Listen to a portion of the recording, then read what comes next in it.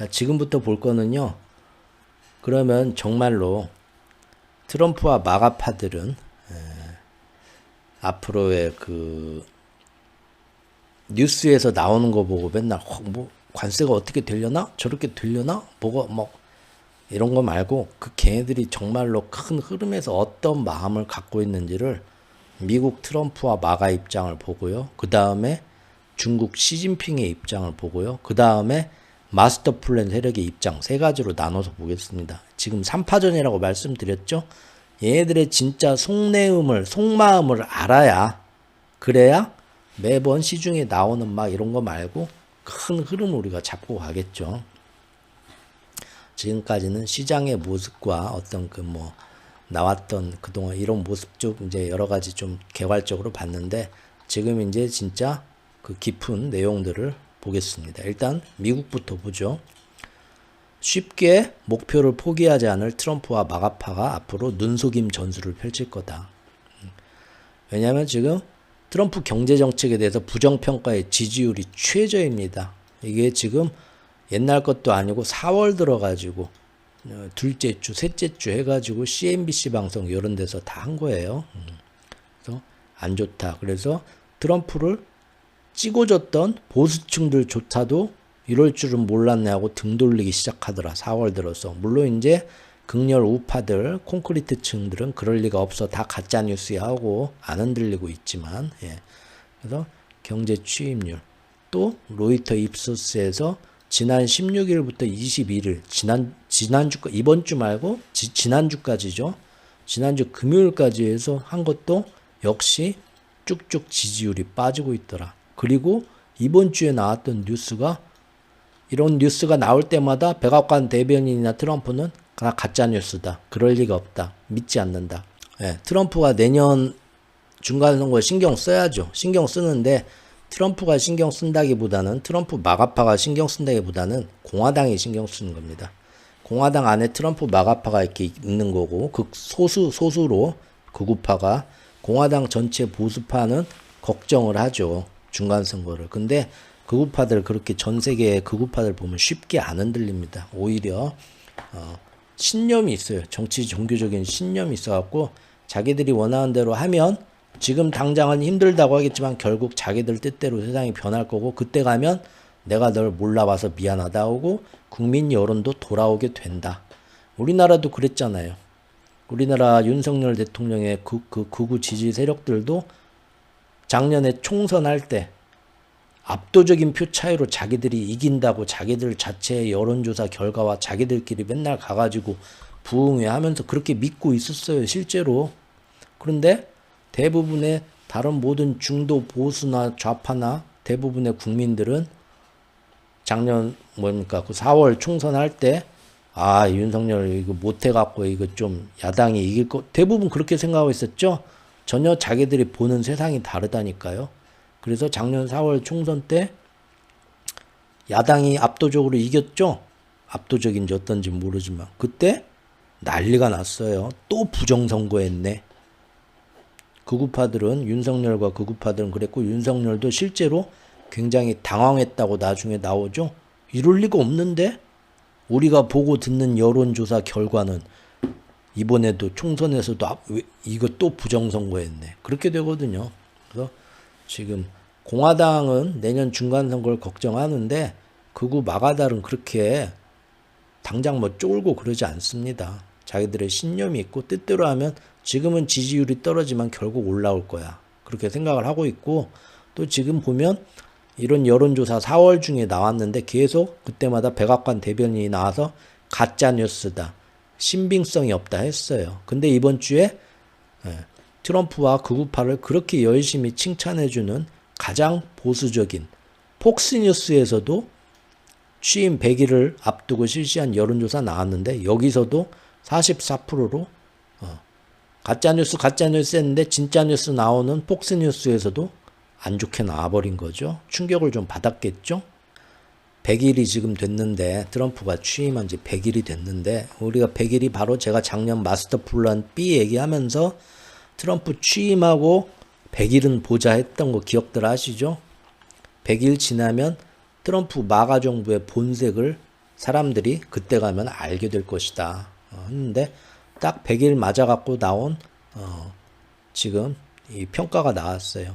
행정명령 137개를 내놨는데 엄청나게 바이든 같은 기간에 3배고 트럼프 1기 때보다도 100개 이상 많게 엄청나게 행정명령을 쏟아냈는데 평균 지지율은 45%밖에 안 되더라. 이미 트럼프가 내린 137개 행정명령 중에 반 이상인 80여 건에 대해서 소송이 제기된 상태랍니다. 권한을 남용해서 위법한 법 집행을 하고 있다는 게 소송의 주된 이유고요. 지지율도 보수, 진보 다 떠나서 어디서 조사를 해도 평균 지지율이 45%인데 이것은 2차 세계대전 이후로 미국 대통령 중에 두 번째로 낮은 지지율이더라 라는 거고요.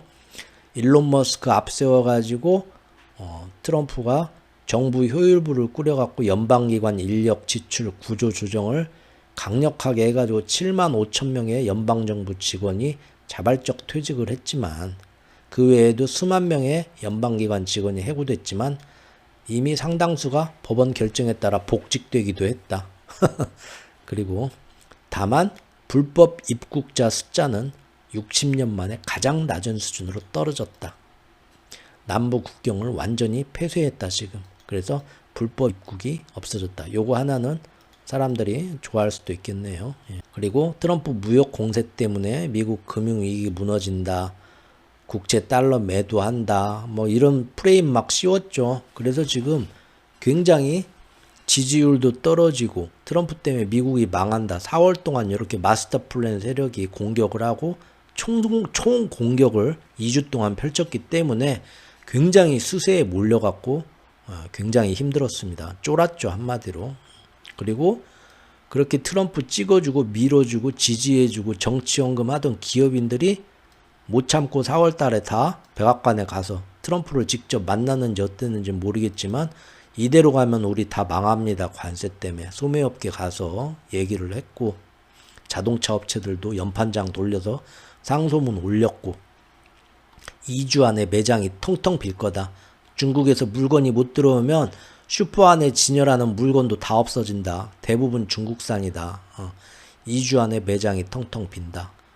끝장나는 거다. 이런 얘기 했다고 하죠. 그러니까 지금 트럼프가 이대로는 안 되겠다. 마가파들도 좀 쫄은 거예요. 소비자도 기업도 다 망한다. 미국 자동차 업계 가가지고 난리를 쳤고요. 그러다 보니까 트럼프가 뭐 3선을 하겠다고 미국인 4명 중에 3명이 그건 말도 안 된다 하고 지지율도 최저다. 뭐 이런 얘기 지금 나오고 있습니다. 근데도 엊그저께 뉴스 보니까 슬쩍 트럼프 2028 모자하고 굿즈를 또 팔기 시작했어요. 벌써부터. 트럼프 재단이 온라인을 통해서 트럼프 한 번 더 대통령 시키자 2028년까지 모자를 $50 7만원. 이번에는 모자 하나 7만원인데 이번에는 중국산 아니다. 미국에서 만들었다고 주장한다고 하네요. 티셔츠도 팔고 있고요. 5만원이라고 해요. 백악관한테 어떻게 된 거냐 물어봤더니 우리는 모른다. 트럼프 재단에 물어봐라 하는데 트럼프 재단도 대답을 안 하고 있다고 합니다. 자, 대통령직 2번 이상 선출될 수 없다고 헌법에서 얘기를 하고 있고 헌법을 변경하려면 하원, 상원 모두에서 3분의 2의 과반수가 필요하다고 50개 중에서 최소 38개 주에서 비준을 해야 되기 때문에 법적으로는 가능성이 희박해 보인다.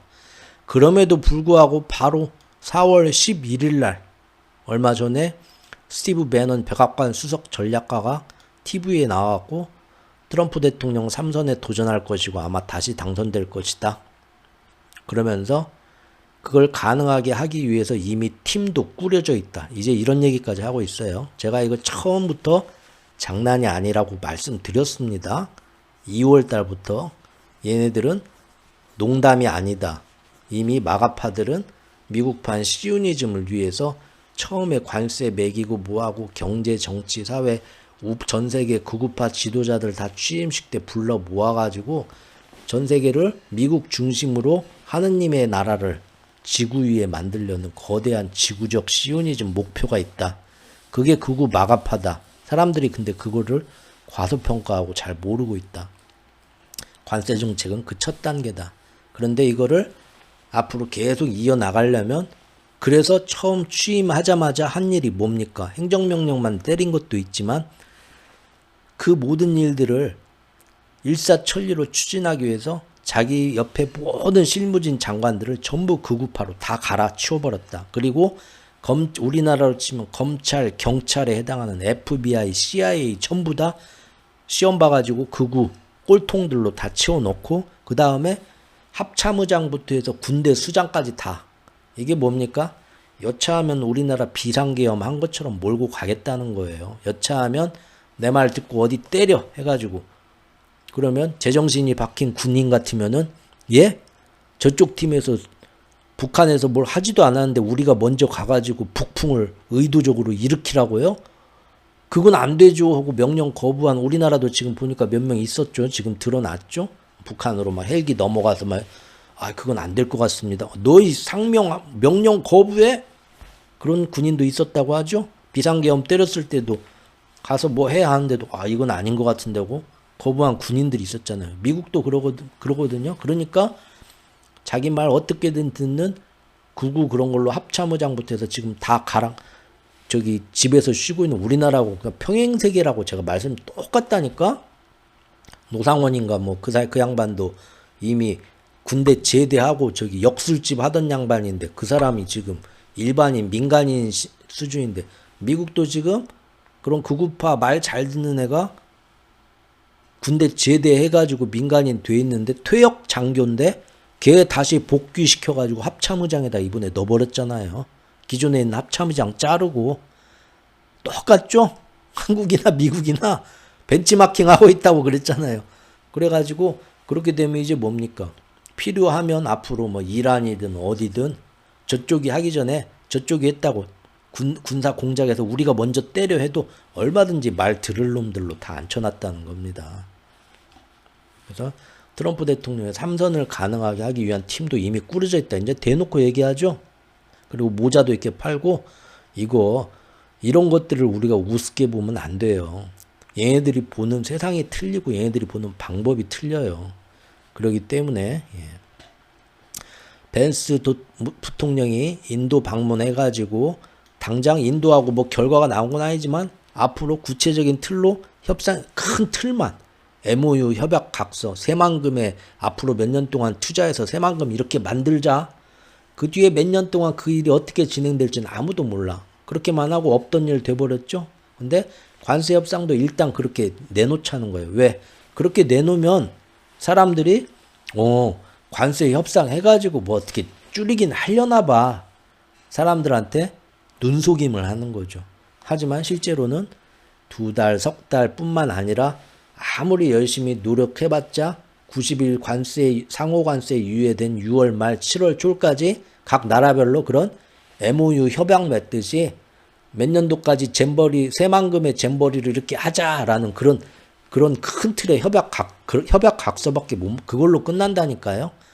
그리고 계속 관세는 뜯어내는 거죠. 10%가 되든 마음 안 들면 다시 20%를 올렸다가 그리고 3분기에 이제부터 구체적으로 만나서 구체적인 협상을 해보자. 지겹죠? 3분기 내내 또 협상하고 4분기도 하고 중국 같으면은 1기 때 트럼프가 미국하고 중국하고 관세전쟁 1기 때 무역전쟁 붙어서 그거 1년 반인가 2년 갔습니다. 쉽게 끝나는 문제 아니에요. 그동안 경제는 어떻게 되겠습니까? 그죠? 이거 뭐 당장 그러나 계속해서 자기들은 협상이 그래서 맨날 언론 오면은 일본하고 협상 잘 되고 있다. 인도하고 잘 되고 있다. 베트남하고 잘 되고 있다. 한국하고 잘 되고 있다. 조만간 뭔가 크게 될 것 같다. 계속 이런 말만 퍼뜨리는 거예요. 이제 아셨죠? 백악관도 중국과 매우 낙관적이다. 다른 국가와는 더 낙관적이다. 180개 국가 중에 몇십 개 나라가 벌써 뭘 갖다 줬다. 어디 나라인지 구체적으로 말해 주십시오. 백악관에 하면은 그거는 밝힐 수 없다. 이런 이게 뭡니까? 정말로 몇 개의 나라가 파격적인 뭔가 제안서를 갖고 왔으면 지금 발표할 수도 있잖아. 이만큼 했습니다 하고. 근데 말로만 그런다는 거예요. 들고 와봐라 좀 보여줘라 하면은 그건 안 보여줘 또. 양아치 정부죠. 양아치 정부. 이런 정권이 어디 있습니까? 베센트 미 재무장관도 한국과 겨우 1시간 얘기해놓고 엄청 성공적이었대. 뭐 이병헌 씨도 아니고 뭐가 그렇게 성공적인지. 에? 베센트 다음 주만 되고 뭐 무역의 원칙적 합의 기대한다. 이게 지금 어떻게 나온 겁니까? 기자들 모여가지고 트럼프가 아주 관세 협정 잘 되고 있습니다. 아주 빠르게.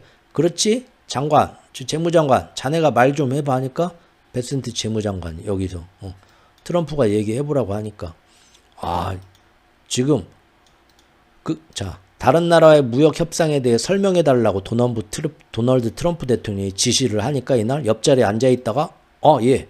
오늘 한국하고 매우 성공적인 양자 회의를 가졌습니다. 제가 예상했던 것보다 아주 빠르게 움직일 수도 있겠는데요.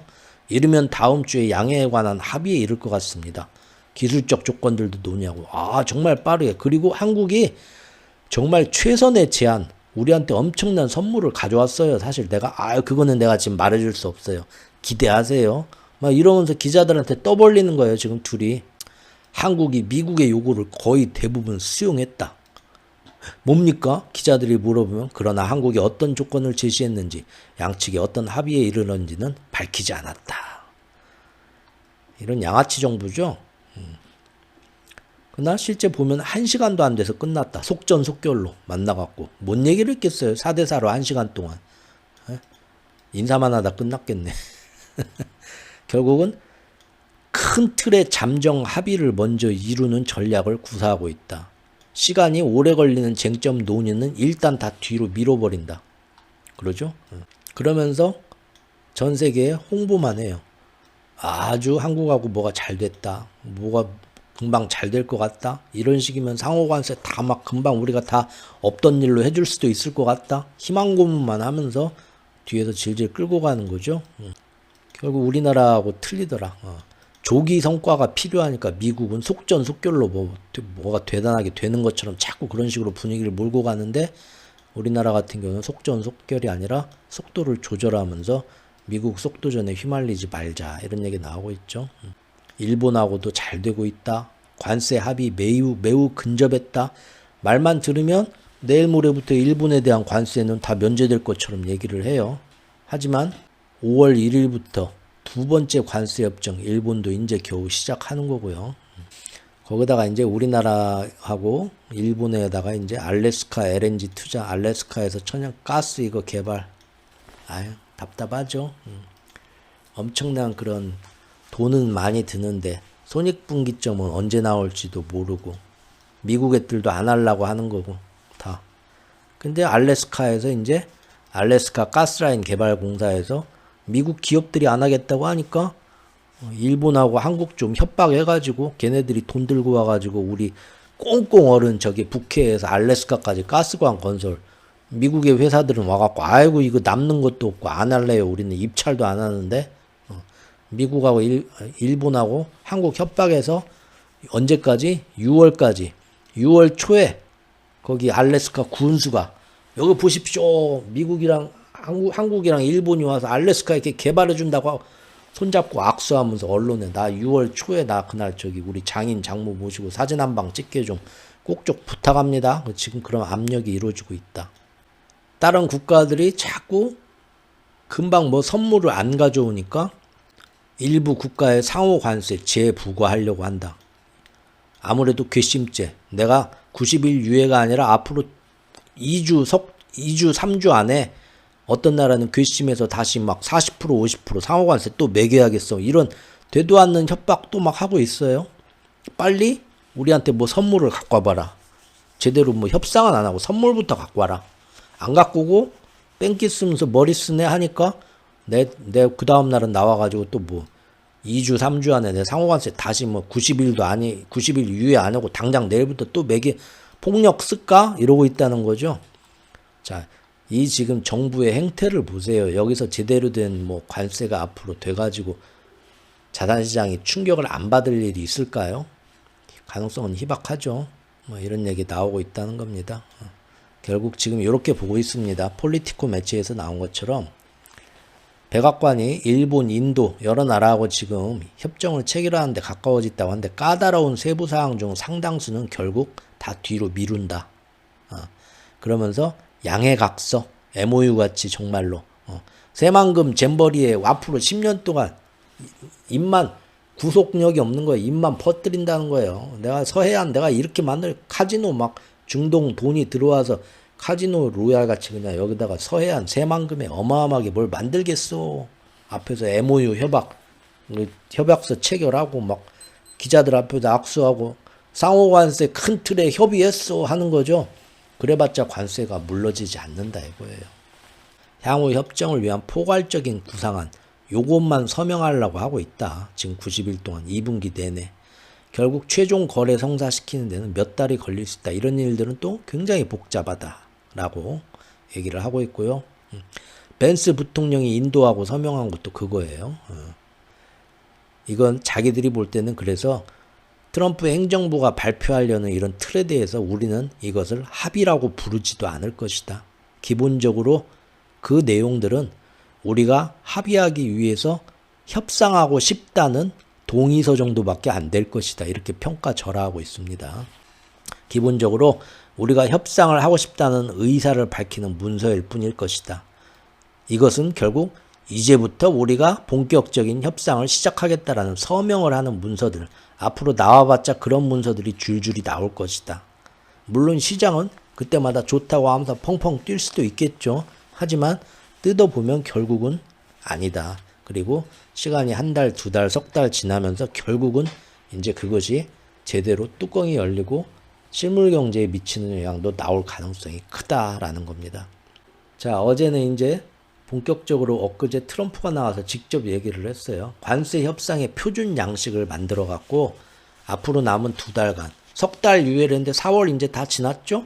이제 5월하고 6월 앞으로 남은 두 달간 18개 국가하고 집중 협상을 하겠다. 그래서 딱 틀을 만든 거예요. MOU 그 협약서를 어떻게 체결할 건가. 여기 지금 1번, 2번, 3번, 4번에서 프레임워크를 만들어서 이런 거에 대해서 앞으로 협상하고 잘해보자라는 틀만 만들겠다. 큰 합의서만 만들겠다고 이미 노골적으로 얘기를 하고 있습니다. 예.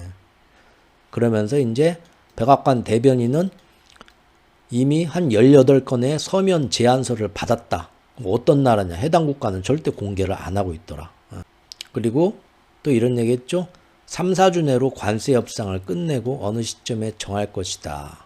뭐 이미 200건의 합의를 이뤘다 주장했는데 구체적으로 200건이 어떤 나라와 합의했냐면 끝까지 안 밝히고 있고요. 3, 4주 안에 어떤 식으로든 협상을 마무리하겠다. 즉 큰 틀의 합의만 이 나라하고는 이런 문제에 대해서 앞으로 석 달, 넉 달에 걸쳐서 구체적으로 합의를 시작하겠다라는 큰 틀의 합의서만 만들겠다 이거예요. 석 달, 넉 달 안에 3주, 4주 안에 그것만 끝내겠다. 갈 길이 굉장히 멀다는 얘기죠. 일부 국가는 이후에 조정을 요청할 수도 있을 것이고 방향이 나오고 있습니다. 예. 그래서 지금 시장은 순전히 쇼커버링 이런 걸로 뜨는 거고 진짜 거시경제를 봤을 때 시장은 기대 반, 의심 반이다. 백악관이 무역 문제를 두고 여론전을 벌이고 있더라.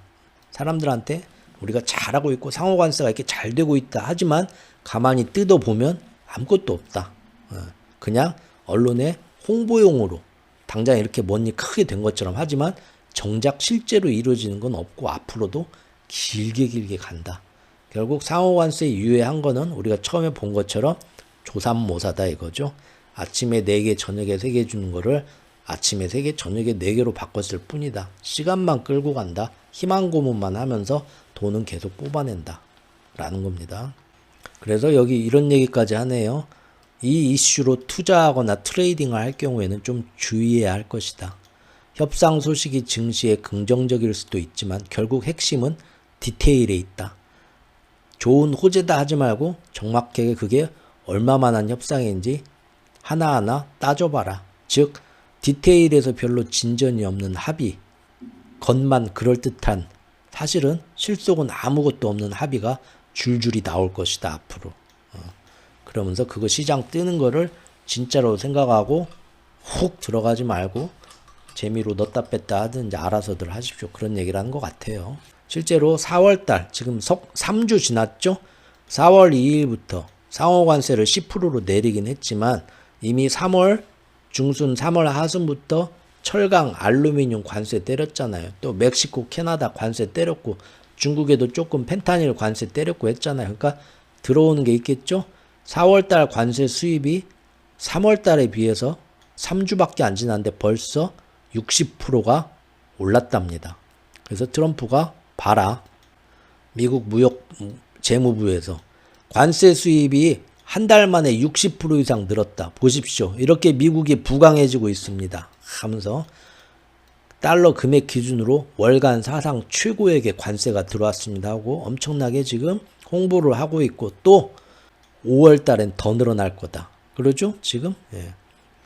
5월 달에는 지금 더 많은 나라에서 더 많이 지금 걷기 시작했기 때문에 더 많이 늘어날 거다. 이런 얘기를 하고 있다고 합니다. 훨씬 많이 늘어날 거다. 그래서 얼마 늘어났냐 봤더니 154억 달러. 자, 앞으로는 한 뭐 200억 달러, 300억 달러도 될 수 있겠네요. 다음 달에는 2배 뻥튀기해서 300억 달러 된다고 해봅시다.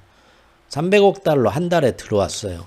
자, 지금 여기 보면은 회계연도 지난 상반기 6개월의 재정 적자가 미국이 1조 3,100억 달러입니다. 한 달에 300억 달러면은 1년이면은 아니 6개월이면은 얼마입니까? 6개월이면은 1,800억 달러네요. 그렇죠? 자, 근데 6개월 동안 재정 적자가 1조 3,100억 달러인데 관세로 1,800억 달러 벌었어요. 세 발의 피죠? 택도 없다는 거예요. 그 정도로는. 관세 수입은 늘어나도 미미한 수준이다. 이걸로 재정의 어떤 부채를 막아내겠다? 10년, 20년은 계속 이 수준으로 걷어내야 그나마 조금 가능한 수준이라는 겁니다. 택도 없다는 거죠. 하지만 지금 요새 트럼프는 기가 살았죠. 중국 시장 지금 경제를 개방하라 하는데 금융시장이 자신의 지금 자기가 이제 시장에 이런 얘기를 하니까 어떻습니까? 앞으로 좀 살아날 거다. 아니면 중국하고 할 거다. 말도 안 되는 허세를 막 부리니까 이렇게 떠버렸죠. 4일 동안. 근데 그것도 거래량이 들어온 것도 아니에요. 쇼커버링 같은 걸로 뜬 건데 어쨌든 뜨고 그 다음에 달러도 이제 좀 안정되고 미국 국제 금리도 방방 뜨던 것이 좀 안정이 됐죠. 그새 기가 살았죠. 아, 역시 내가 맘만 먹고 시장 살리려고 앞에 나와가지고 이렇게 거짓말이든 허세든 떠들면 시장은 안정되는구나. 그리고 관세는 계속 들어오는구나. 지금 마가파의 방향이 정해진 게 딱 보이시죠? 시장을 적당히 좋은 말 해주고 살살 긁어주면서 자기들의 질질 끌고 가면서 별것도 아닌 걸로 계속 관세 뜯어내는 거는 절대 여기서 한 발 물러선 건 없다는 거예요. 절대 물러선 건 없다. 그리고 이제 시장도 적응이 되는 것 같으니까 기세가 다시 좀 쫄아 있다가 다시 기가 살아났죠. 트럼프가 뭔 얘기를 하려면 금융시장은 내가 원래부터 과도기가 있을 것이라고 얘기했다. 사람들은 이를 이해하지 못했지만 이제서야 이해하기 시작했다. 아, 기가 살았죠. 봐라, 요새 괜찮아졌지? 그리고 관세 유예를 내가 재무장관하고 막 상무장관이 와서 나한테 그때 막 국채시장이 막 4월 둘째 주에 흔들릴 때 이거 빨리 어떻게 해야 됩니다 해갖고 내가 그때 깜짝 놀라갖고 막 유예했다 하는데 이미 다 그 관련 소식이 다 이미 나왔는데 이제 와서 나 그런 일 없다. 또 가짜뉴스다. 이런 얘기 또 하면서 나는 그때 국제시장 흔들린 거 걱정 1도 안 했다. 누가 내가 그것 때문에 무서워서 나섰다는데 전혀 그런 거 아니다. 나는 그런 말 한 적도 없다. 국제시장 불안한 거 신경도 안 쓴다. 또 금방 기가 살아서 요즘 이런 얘기 하고 계시다고 합니다. 자, 그리고 이제부터 조금 그 뒤에는 진짜 그 깊은 대 흐름. 베센트를 앞에다 세우고 피터 나바로를 뒤로 물렸다. 절대 그러지 않다고 봅니다. 저는 그냥 얼굴마담만 앞에 내놓은 거고요. 관세 정책에 대해서 가만 보니까 이 피터 나바로 고문의 강경한 입장이 미국의 금전적 이익이나 이런 명성에 대한 욕망이 아니라 순전히 신념과 사명에서 시작됐다. 이 안에 마가파의 어떤 그 신념이 있다. 우리가 보는 이런 정치나 경제 논리가 아니라 그걸 지금 피터 나바로가 옆에서 완벽하게 트럼프하고 손잡고 일을 벌리고 있다라는 거죠. 이거 그때 지난 라이브 영상에서 트럼프가 그 젊은 시절에 어떤 멘토들을 만났고 그래서 관세가 전 그 크라이슬러 CEO 회장을 젊었을 때 쫓아다니면서 일본의 도요타 자동차 같은 게 미국에 들어와서 저 쓸데없는 관세가 불공정하게 돼서 정말 우리나라 산업을 억지로 잡아먹고 있구나. 그리고 그 짓을 하면서 외국한테 돈 받아갖고 미국을 망치는 정치인들, 딥스테이트 같은 빨갱이 놈들이 정치계에 많구나. 젊었을 때 그렇게 영향을 멘토한테 받았죠. 그래서 젊었을 때 장사할 때도 자기가 돈 들여가지고 정치 시작도 안 했을 때도 신문 전면 광고, 관세 때문에 미국이 망해가고 있습니다. 그런 거 막 때리기도 할 정도로 젊은 트럼프가 그때 싹 거기에 들어갔단 말이에요. 근데 대통령이 되고 나서 일기 때 사방에서 다 아이고 네가 뭔 대통령을 한다고 하면서 공화당 민주당 같은 정치인은 파벌도 없어갖고 힘들 때 피터 나바로가 딱 와서 붙었는데 이 할아버지가 맞습니다. 관세 때문에. 저도 그렇게 생각하는데 둘이 딱 의기투합했죠. 강백호 서태웅이 됐단 말이에요. 그리고 이제 이 할아버지가 극우파들의 그거를 완전 이제 세뇌를 시키기 시작하죠. 그래서 그때 일기 때 큐어넌 극우파들하고 연락이 이게 손이 닿고, 그리고 이제 일기 끝나고 이 모든 게 거짓 선거야, 부정 선거야, 완전히 극우파의 트럼프가 매몰이 됐는데 쫓겨나면서 그 뭐 선동했냐 어땠는데 내가 대신 깜빵 가겠어. 트럼프 변해주고 할아버지가 깜빵 갔다 몇 개월, 7개월인가 살고 나오죠. 야, 둘 사이가 더 끈끈해졌죠, 이제. 좀 붙었다. 이거 지금 잠깐 국제시장 흔들리면서 베센트 앞에다 얼굴마담으로 내놨지만 뒤에서 실제 관세 협상하자 뭐 하자 할 때 거기에 다 나갑니다. 피터 나바로도 거기에 뒤에 나가가지고 뭔 얘기했냐 뒤에서 다 지도하고 있어요, 지금. 언론에만 안 나올 뿐이에요. 김건희 씨가 언론에 안 나온다고 활동을 안 하는 게 아니란 거죠. 뒤에서 다 지지하고 있다는 거죠. 그리고 베센트도 뭐 조만간 중국하고 뭐 어떻게 할 거다 뭐 이런 얘기 하지만 결국은 베센트가 하는 얘기는 뭐냐면은 더 큰 협상은 훨씬 시간이 오래 걸릴 것이다. 그리고 중국하고는 사실 아직 협상이 제대로 시작되지 않았다. 이실직고했어요. 그리고 앞으로 하지만 자기들 목표는 뭐냐? 2분기에 이런 식으로 협상을 쫙 해나가는 쪽으로 큰 틀만 잡고, 그리고 7월 4일 독립기념일에 드디어 감세안을 국회에서 통과시키겠다. 하나하나 자기들이 막아파가 밟아가는 단계가 있다는 거예요. 이런 것들 그러면 제가 볼 때는 마스터 플랜 세력이 다음번 트리거가 7월 4일 날 나옵니다. 정말 이런 식으로 간다면. 저라면 제가 세력이라면 그렇게 하겠어요. 가만 보니까 2분기 내내 상호관세 협상한다 하는데도 실질적으로 무역 전쟁이 크게 가라앉은 건 없고 관세는 계속 전쟁은 계속 되면서 미국 경제에도 영향을 미치고 전 세계 경제에 영향을 미치는데 여기다가 7월 4일까지 여기 자기 막 그 보수 공화당 의원들을 트럼프가 계속 다 하나하나 멱살 잡고 설득을 해갖고 결국 미국 법인세 기업들에 대한 감세 그거를 통과를 7월 4일날 만약에 의회에서 시켜준다? 그러면 아까 보신 것처럼 한 달에 300억 달러씩 관세가 수입이 들어온다고 하더라도 6개월치 재정적자 메꾸는 데는 10분의 1도 해결이 안 되는데 6개월 동안 받아내도 대충 계산을 해도요. 10분의 1이 뭐예요? 아까 거의 뭐 100분의 1도 안 되던데. 근데 거기다가 감세 정책을 연장을 하겠다? 10년 동안 그러면 재정적자가 더 늘어나는 건데 시장이 그때 한번 저 같으면은 한 번 더 엔캐리고 뭐고 작동시키고 또 던지고 해서 국채 달러 뭐 해가지고 그때 해가지고 저 같으면 그때 어디서 하나 터뜨리겠습니다. 정말로 그렇게 되면. 근데 일단 마가파는 그렇게 밀고 나가겠다는 거예요. 지금 베센트가 얘기를 하잖아요. 2분기 때 큰 변화 없이 박스권 가다 3분기 때 더 크게 떨어질 확률이 지금 보면 커지고 있다는 거예요. 물론 이제 앞으로 디테일이 어떻게 나와오는지 정말 이런 생각인지 봐야겠지만 일단은 그렇습니다. 자, 이거 하나 볼까요? 여러분 얼마 전에 TV에 이런 뉴스 하나 나왔어요. 백악관에 종교 뭐 위원회 같은 게 지금 있답니다. 트럼프 2기 때 만들어가지고 그 안에 그래서 기도를 해요. 이 기사들 보신 분 계신가요? 기도하는 트럼프 전용 목사가 있어요. 맨날 손잡고 기도를 해주고 이 마가파들 다 백악관 직원들 모여갖고 되게 웃기죠? 미국이란 전체 나라의 인구를 보고 그 인구들이 가진 그 인종들의 종교를 보면은 지금 미국에서 얘기하는 이 기독교 개신교회가 정말 극소수입니다. 미국이란 나라 전체를 대표하는 종교가 절대 아니에요. 지금 국민들의 믿는 종교나 인구를 봤을 때. 근데 공화당이나 민주당이나 해가지고 그 의회 상원과 하원의 그 의원들의 종교를 보면 기독교 개신교 그 미국 그 종교가 압도적이에요. 결국은 미국 정부라는 것 자체가 백인 전통적인 백인들 위주로 아직도 그러니까 이 인종의 벽이 깨지지가 않은 거예요.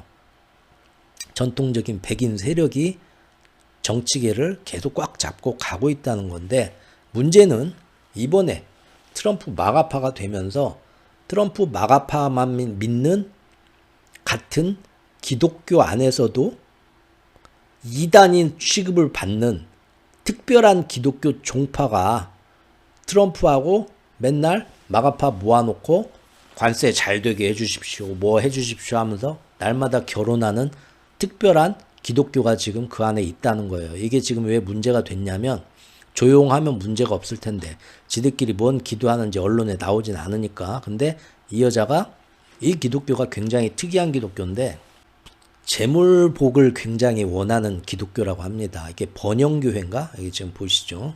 번영교회인가 해가지고 이 여자예요. 폴라 화이트. 이 여자가 거의 그 몇 명하고 해서 거의 창시자에 가깝습니다. 자기 남편하고 몇 명하고 해서 그래서 이단이라고 번영신학이에요. 번영신학이 뭐냐?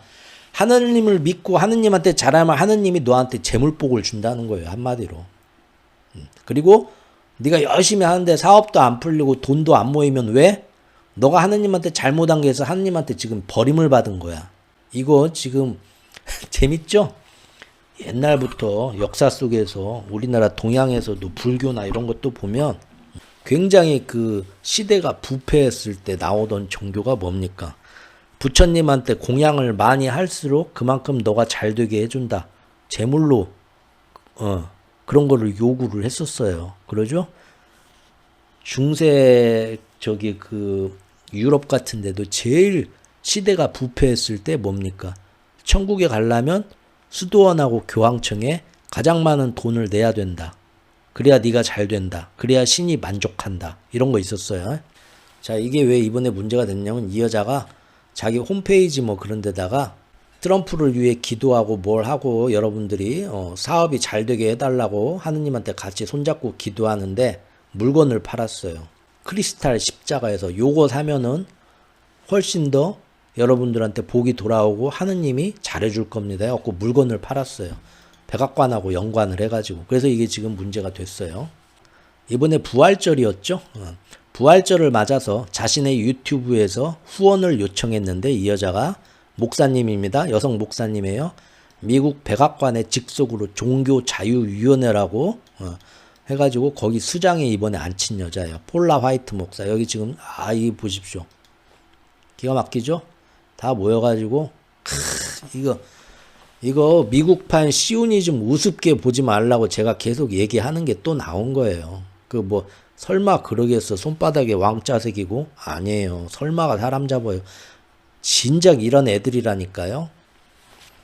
지금 모여가지고 하는데 그냥 미국의 보통 개신교가 아니에요. 여기 보면 지난 2월 달에 도널드 트럼프 미국 대통령이 임명을 했는데 예전 일기 때부터 그 전부터 24년 지인이에요.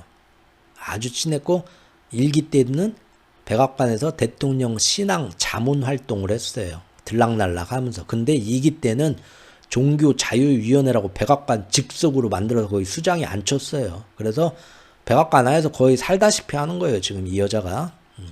화이트 목사가 근데 이번에 부활절을 맞아서 자신의 유튜브에서 7가지의 초자연적 축복을 주제로 뭐라 설교를 했냐면 하나님이 당신들한테 천사를 보내주실 것이고 당신들의 적과 싸워서 맞서줄 것이며 당신한테 번영을 줄 것이다. 설교가 끝난 뒤에 후원을 요청하면서 $1,000 이상 헌금을 하면 내가 크리스털 십자가, 아주 영원한 무한 단물 같은 하느님의 축복이 깃든 크리스털 십자가를 택배로 보내주겠다. $1,000 이상씩 헌금해라 했다는 거예요. 자, 이거는 자기 종교에서 그럴 수는 있다. 근데 백악관의 직속 지금 종교 수장위원회나 이런 거에 지금 있는 사람들이 국민들한테 지금 공직을 이용해서 사익을 추구한 거 아니냐? 전문가들이 지금 여기에 대해서 지금 논란이 왔다 갔다 하고 있다고 하죠. 그러면서 이 여자가 지금 수면 위로 드디어 부각됐어요. 우리나라로 얘기하면 천공하고 건진법사, 천공 기억나시죠? 유튜브에서 용산 여기가 지금 하늘이 내린 기운이 여기로 와서 수염을 막 기억들 나시죠? 자, 똑같은 일이 벌어진 거예요. 재밌죠? 여자가 안에서 얼마나 막강한 영향력을 행사하고 있고 또 이 여자가 자기 유튜브에서 똑같아. 천공하고 유튜브에서 그런 얘기를 해서 지금 논란이 된 거죠. 단지 우리나라는 천공은 공직에 없고 외부에 있는 사람이었죠. 근데 이 여자는 이미 백악관에 공직, 이게 공직인지 아닌지 모르겠어. 의회 공무원은 아니야. 근데 백악관 직속으로 앉히고 거기다가 위원회를 만들고 수장으로 앉혔단 말이에요. 재밌죠? 1기 때는 특별 고문이었는데 2기 때는 지금 거기 들어와 산다니까요. 자, 폴라 화이트 아까 얘기 보신 것처럼 그 이후에 이제 자기들의 교회 이제 자기들만의 교리를 가지고 침례교나 이런 데에서 이제 뭐 여러 가지를 해가지고 기독교에서 얘기하는 삼위일체 이런 거 다 부정하고 어떻게 보면 통일교 그런 거하고 비슷한 겁니다. 자기들만의 이단이에요. 기독교나 개신교에서 쭉 얘기하는 그런 어떤 그런 것들을 많이 부정하는 것도 있고 자기들만의 새로운 논리로 번영 신학, 그리스도가 십자가에 못 박혀서 인류의 죄를 용서하는 게 아니라 이 양반들아 너희들을 빈곤한 재정적인 어려움에서 구출하려고 당신들 잘 살게 해주려고 십자가에 못 박혀 돌아가신 거야. 이렇게 가르친다고 하네요. 번영 신학 이 사람들한테 나오고 근데 이게 미국에서 심내교나 이런 데서 지금 사기꾼 2단으로 지금 다 기독교에서 얘기를 하고 있다고 하는데 대통령 그걸로 지금 들어간 거예요. 번영신학이 뭔가요? 여기가 또 보면은 나오죠. 번영신학. 재정적 축복이나 물질적 풍성함이 항상 하느님의 뜻이다. 지금 맨날 기도 뭐 하겠어요 지금? 여기 아까 사진 본 것처럼 무슨 기도 하겠어요? 전 세계에서 관세 삥 뜯어가지고 우리 하느님이 트럼프와 우리 미국과 함께 하니까 적들과 싸워지면서 우리를 재정적으로 번영하게 만들어 주십시오. 날마다 기도하고 있겠죠 지금. 되게 웃기죠 세상 지금. 자, 그런데 이런 은사주의, 물질적 부를 하느님이 증가시킬 거다라는 은사주의 기독교 신학인데 재밌는 건 이런 해석이 초기에 어디에서 나왔냐? 유럽에서 유대교, 유대주의에서 나왔다는 거예요. 기독교 전통에서는 전혀 없고, 예, 그렇습니다. 또 이스라엘의 유대교 시오니즘하고 많이 또 믹싱이 된 거예요. 번영 신학이. 예. 기독교 안에서는 굉장히 비판을 받고 있고, 우상숭배를 조장한다. 이런 얘기가 나오면서 평가를 받지만, 유대교들이 예전에 유대인들, 시오니즘 하는 유대교들에서 그런, 하느님이 우리와 같이 건사하시면서 전 세계에서 금융업을 하는 우리 유대인들을 많이 우리 편에 있어 갖고 우리가 돈을 벌게 해준 그런 거하고 지금 섞여 있다는 거예요. 그래서 너희들이 하느님하고 화해되고 속죄를 받았으면 너희들은 돈을 번다. 근데 니들이 가난하다. 그거는 하느님한테 잘못 보여갖고 저주를 받고 있고 믿음이 깨진 거다. 이렇게 가르치고 있다고 합니다. 재밌는 건요. 또 이거예요. 이번에 4월 달에 우리나라 지금 대선 후보로 나오겠다고 하는 이 나경원 씨가 건너가가지고 화이트 목사를 또 만났어요. 이 여자를. 벌써 4번째 만났어요. 만나서 뭔 얘기하냐?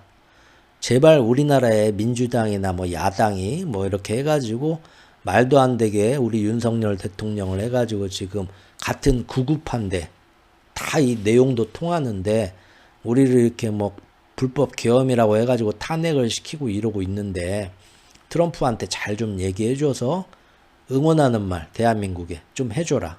그래야 지금 6월 달에 대선을 치르는데 트럼프가 대한민국에서 일어난 일 심상치가 않다. 나 걱정된다. 제대로 된 우리 우파 정치인이 지금 잘못된 어디 뭐 중국이나 이런 데 영향을 받아가지고 어떻게 대한민국이 어떻게 빨갱이가 될까봐 두렵다. 이런 얘기 한마디라도 좀 하게 해달라고 로비를 하는 겁니다. 이 여자가 영향력이 막강하니까. 그렇죠? 트럼프 딱 어깨다 손잡고 하는 얘기 막 얘기를 막 기도를 하면서 대한민국에도 지금 비슷한 일이 벌어지고 있는데 그들도 돌봐주시고 이런 얘기 해달라 이거예요. 트럼프가 뭐야 이거? 말을 하게 해달라서 우리나라 지금 대선 6월 대선에 영향을 미치고 싶은 겁니다. 저는 어떤 게 옳은지는 모르겠는데 그냥 나이원은 특히 이 폴라 화이트 목사한테 국내 상황에 미국판 천공이죠. 여기다가 민주당의 국정마비용 정략 탄핵으로 인해서 단기간에 한국의 대통령 권한대행과 그 대행의 대행까지 헌정사 초유의 리더십 공백으로 정상외교마저 멈춰섰던 국가적 위기였습니다. 이 얘기 꼭 좀 트럼프한테 잘 좀 얘기해 주십시오. 지금 한국이 처한 특수 상황을 트럼프 대통령에게 잘 전하겠다고 화이트 목사가 얘기해 줬다. 응? 그러면서 했다는 건데 대선판에 국민 여론을 돌릴 영향을 트럼프 좋아하는 사람 많고 보수가 집결될 수 있으니까 그 영향을 하겠다는 건데 와 모르겠어요. 근데 어쨌든 국내 정치판이나 여기에 남의 나라 외세의 힘을 끌어들여 갖고 그게 좋은 적이 없습니다. 몇천 년의 역사 속에서 국내 정치판이나 국내 어떤 그 세력 다툼에 외세의 힘을 빌어서 다른 나라의 강대국이 어떤 그걸 힘을 빌어가지고 뭔가 흔들려고 했을 때는 나중에 그거 몇 배로 거기다 갚아주게 돼 있어요. 대가로. 항상 그랬어요. 지난 역사 속에서. 별로 좋은 방법은 아니라고 생각을 합니다. 그리고 이제 우리가 보는 전쟁 있죠? 네타냐후하고 통화를 얼마 전에 해가지고 모든 문제, 이란 문제나 이런 거에 대해서 나는 네타냐후와 똑같은 입장이다. 확인을 했어요. 한 번 더 확인을 했고 이번 주 아십니까? 이번 주 초에 다시 한번 저번 주말이었죠? 일주일 전에 예멘 반군 점령지 25차례 후티를 겨냥해서 다시 한번 최대 폭격 공습을 했습니다. 이거 잘 뉴스에 나왔나 모르겠는데 가장 큰 규모로 한 번 더 때렸어요. 지금 이란하고 3차 핵 협상하는데 겉으로만 협상하는 척하고 뭔가 구실을 만들려고 하는 것 같죠? 결국은 단절됐다 안 됐다 하면서 후티 반군 계속 때리면서 이 핑계로 여기 이란의 후티 반군 지원 중단하라 후티 때리면서 얘기하고 건덕지를 지금 구실을 만들어가고 있고 나중에 이제 제가 볼 때는 2분기 상호간세 협상에서 지지율이 계속 안 좋아진다 떨어진다 하면 결국은 네타냐후도 그러고 트럼프도 그러고 건들 것 같습니다. 한번 다시 이란 제재도 요새 하나하나 더 넓혀가고 있는 거 알고 계시죠? 경제 제재도. 자 여기까지 미국 얘기입니다. 노래 하나 듣겠습니다.